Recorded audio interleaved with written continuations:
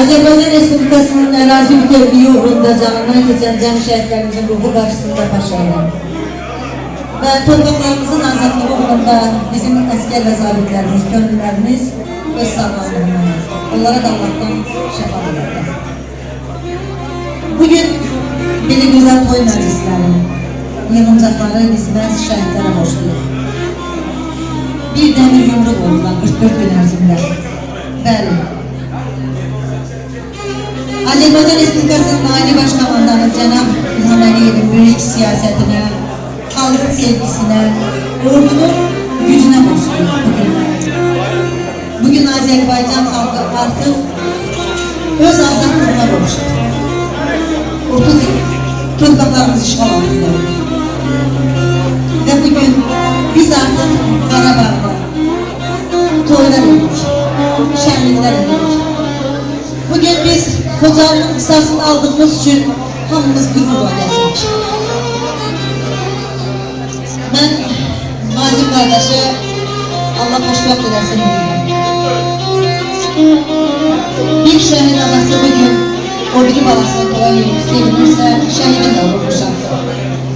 Allah'tan cəmi şərəf verən valideylərin hər birinə səbr eləyirəm və mən bugün öz kollektivimlə birliyəm. Dəmir yumruq Ayfar Cəmiyyətinin kollektivini dəvət edirəm bura və bizim hər kəsin dilində əzbər olan nə oldu Paşinyan namısını ərsəyə gətirən Oruc abim buradadır.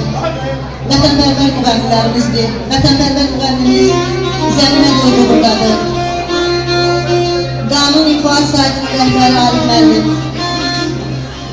cəmiyyətimizdə jurnalistimiz Oktay müəllim, bizim mənim köməkçim Seymur buradadır və bir çoxu buradadır. Mətanət xanım, bizim mətbuat kətibimizdir, jurnalistimizdir.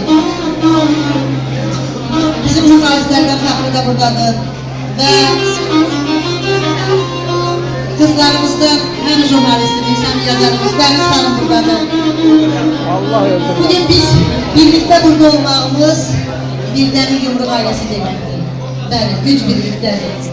Lətafət Hanım buradadır kollektiviyle. Bugün eğer biz yığışmışızsa demek birliği nümayiş ettirmek için bir aradayız. Birlik sevgi demektir. Birlik güc demektir. Bu birliği de bize şəhidlər verip gəlin bu birliği qoruyaq, biz gələcək nəsillə ötürək. Ben istəyərdim ki, bizim... Çok sağ olun. İlk önce herkes sağlayıram. Çok mübarek olsun Nazım kardeş, xoşbəxt olsun. Daim kardeşimizi, Samira xanımı, qoşa qarısıyanlar. İnşallah ki, gələn yıllar evlatlarını ucalığınıza alasınız. Ben xüsusilə təşəkkür eləmək istəyirəm Hübirə xanımı, Space TV kanalına. Bizim bağımı vermişler. Aysel xanım, xahiş edirəm.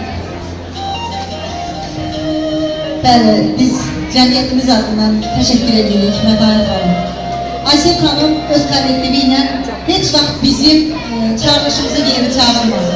Nə vaxtı Mətanət xanım bizə gedədi ki, Aysel xanım bir şəhid qardaşının toyuna gedirik, hətta bir imkansız ailənin çəkilişinə gedirik, təmənnasız xidmət göstəriblər.